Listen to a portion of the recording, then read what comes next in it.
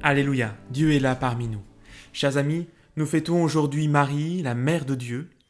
J'avoue que je suis souvent touché par nos frères et sœurs des Antilles qui appellent tendrement Marie Maman Marie, avec toute cette tendresse, avec toute cette confiance. Peut-être nous autres, nous devrions, comme eux, avoir une relation plus filiale avec elle, plus simple. Oui, Marie est notre maman, notre mère. Mais si elle est notre mère, c'est d'abord parce qu'elle est la mère de Dieu. En effet, si Marie n'était pas la mère de Dieu, elle ne pourrait pas être notre mère.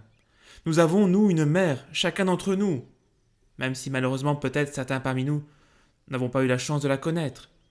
Et notre maman nous a accompagnés dans notre vie sur la terre. Mais Marie est celle qui nous conduit jusqu'au ciel, et non pas seulement sur ce moment de notre vie que nous passons ici-bas.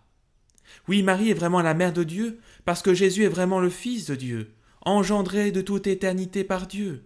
Il a voulu prendre chair de notre chair, il a voulu vivre ce que chacun d'entre nous vit depuis sa conception jusqu'à la mort, afin de pouvoir partager pleinement sa divinité avec chacun d'entre nous, afin que nous puissions nous aussi devenir fils de Dieu comme il l'est lui-même selon la nature.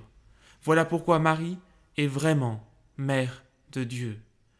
Et si elle a été choisie, c'est parce qu'elle était capable d'accueillir la grâce de Dieu en plénitude. Nous faisons souvent obstacle à la grâce de Dieu, pour une raison ou pour une autre.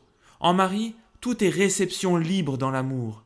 Et voilà pourquoi l'ange Gabriel, quand il vient la voir, l'appelle pleine de grâce. Marie est le Stradivarius de Dieu. Tout musicien de génie a besoin d'un instrument parfait, d'un instrument accordé, d'un instrument qui lui permet d'exprimer tout son art.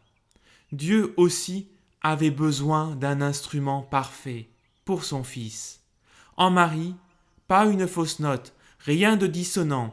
Et voilà pourquoi, quand je prie la Vierge Marie, comme vous, je ne prie pas Marie comme je prie Dieu, comme je prie Jésus, comme je prie l'Esprit Saint. Non. Je prie Marie parce que je lui confie ma prière. Parce que je sais que dans ma prière, il y a toujours un peu d'égoïsme, un peu de vanité, et sans doute beaucoup d'approximation. Alors je confie ma prière à Marie pour qu'elle l'ajuste à la volonté de Dieu. Voilà comment nous prions Marie. Car j'ai toute confiance, elle qui connaît le cœur de son Fils pour l'avoir porté si longtemps et l'avoir accompagné jusqu'au bout de sa vie terrestre, jusqu'au pied de la croix, elle saura ajuster ma prière, votre prière, pour qu'elle parvienne vraiment jusqu'à Dieu selon sa volonté. Par l'intercession de la Vierge Marie, notre Mère, confions au Seigneur toutes nos intentions de prière en cette nouvelle année. Et comme nous l'avons entendu dans la première lecture, que le Seigneur te bénisse et te garde. Et quoi de plus beau en effet que de commencer cette année par cette belle bénédiction du livre des Nombres, que le Seigneur te bénisse et te garde, qu'il fasse resplendir sur toi son visage. Que la Vierge Marie veille sur chacun de nous, et que la bénédiction de Dieu, Père, Fils et Saint-Esprit, descende sur vous tous et y repose à jamais. Amen.